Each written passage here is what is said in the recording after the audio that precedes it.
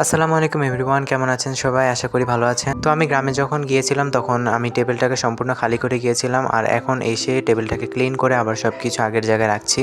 তো ভাবলাম আপনাদের সাথে একটা ভিডিও শেয়ার করি, কারণ অনেকদিন থেকে ভিডিও দেওয়া হচ্ছে না। তো টেবিলটাকে সম্পূর্ণ মুছে আমি এখন সবকিছু অ্যারেঞ্জ করে রেখে দিচ্ছি। আর আজকে যেহেতু শুক্রবার ছিল তাই আমি রেডি হয়ে গেছি মসজিদে যাওয়ার জন্য। তারপর এটা হচ্ছে একেবারে বিকালবেলার ভিডিও। আমি নুডলস রান্না করছিলাম নিজের জন্য।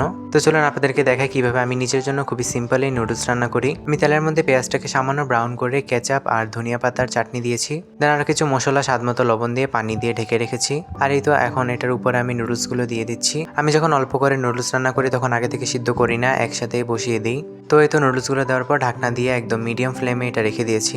দেন কিছুক্ষণ পরে সেগুলোকে নাড়াচাড়া করে নেব, আর পানিটা যখন শুকিয়ে যাবে তখন আমি নামিয়ে নেব। এখন আমি সার্ভ করে নিচ্ছি, আর আপনারা দেখতে পাচ্ছেন নুডলসগুলো অনেক লম্বা দেখাচ্ছে। আমি এভাবেই রাখতে পছন্দ করি। দেন ফ্রাই প্যান আর স্প্যাচুলাটা ধুয়ে রাখছি, কারণ এখন ধুয়ে না রাখলে পরবর্তীতে আম্মু আমাকে বকা দিবে। তারপর আসরের আজান দিয়েছিল, তো আমি নামাজটা পড়ে নিয়েছি আর এখন খেতে বসেছি। তো আমি এটার উপর থেকে আরেকটু টমেটো কেচাপ দিয়ে তারপর খেয়েছি, খেতে ভালোই লেগেছে। তো আজকের ভিডিওটা এতটুকু রাখি, কেমন লেগেছে অবশ্যই কমেন্টে জানাবেন। সবাই ভালো থাকবেন, আল্লাহ হাফেজ।